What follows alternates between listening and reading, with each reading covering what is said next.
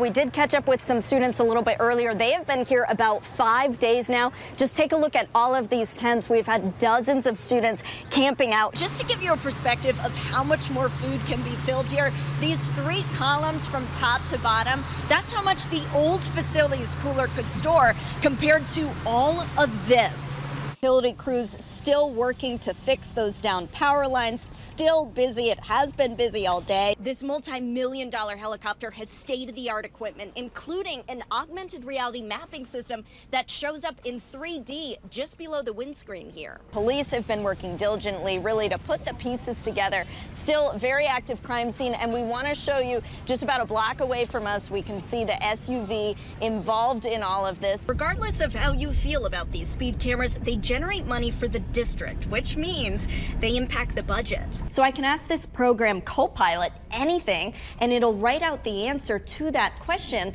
in real time.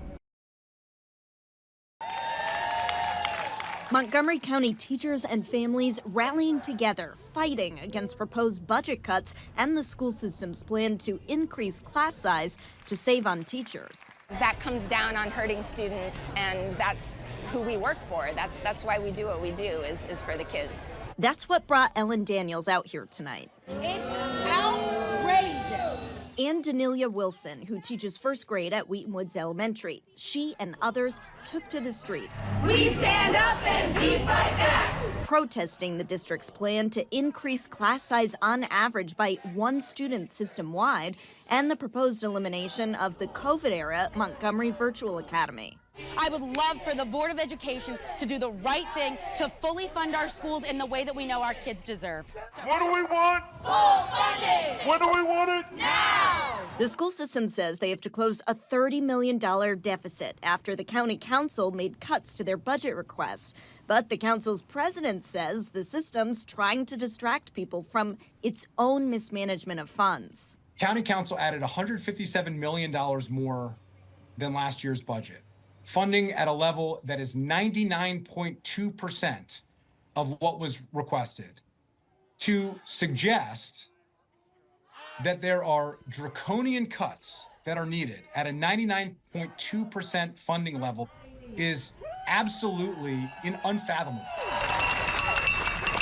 Tomorrow, the Board of Ed is set to vote on the $3.3 billion budget. The district now saying the increased class size likely won't mean pink slips between the teachers retiring or leaving and unfilled positions. Still, Danelia feels the money can be found elsewhere. Without full funding, it becomes nearly impossible to do the job. It's already untenable. We are making it worse. Reporting in Silver Spring, Rebecca Turco, 7 News.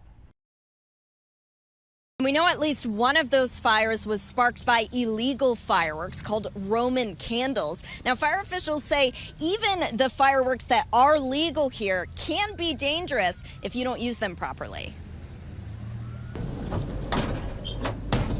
It's the busiest time of year for fire investigators in D.C., and fireworks are one reason why. Fire officials say they're to blame for 2 fires at apartment complexes in just the past week and change. There's definitely an uptick in the amount that are caused by fireworks in this time of year. Fire investigator Sergeant John Dyson is on the fireworks task force. The week and a half before and after the 4th, he's picking up fireworks police seize from drop boxes at the different districts. Today, the one at the 5th district is empty. This year, they're not. Either people are getting better at hiding it or the people just aren't bringing it in. And illegal fireworks. This is your inventory? Okay. Inventory.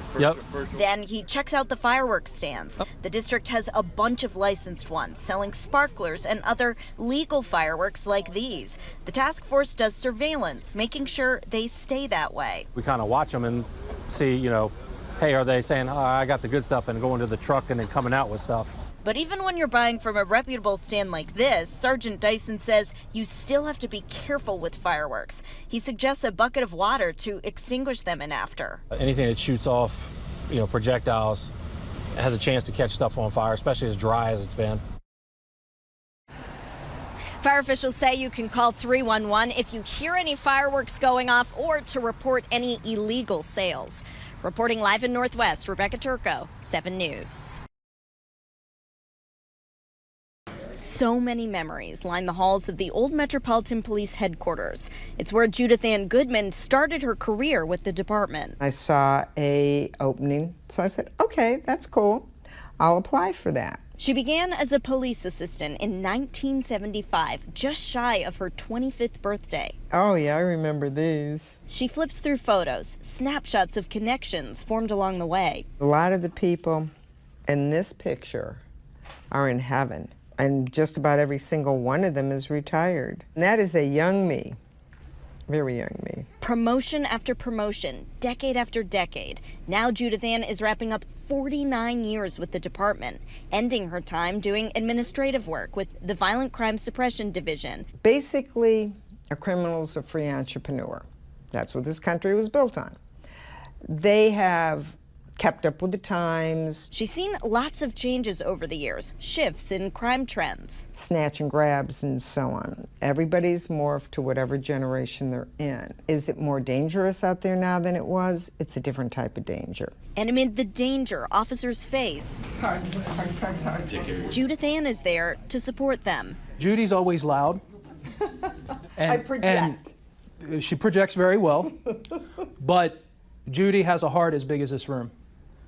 She's constantly looking out for us and in our best interest. She's like one big team mom to all of us. Now, after countless times walking the halls, Judith Ann is saying her goodbyes. And as she's recognized by the chief with her fellow retirees, she's thinking about the officers, reminding them to be safe. And I'm not going to be here to yell at you anymore, so you just have to remember my voice. But thank you very much. Reporting in Northwest, Rebecca Turco, 7 News.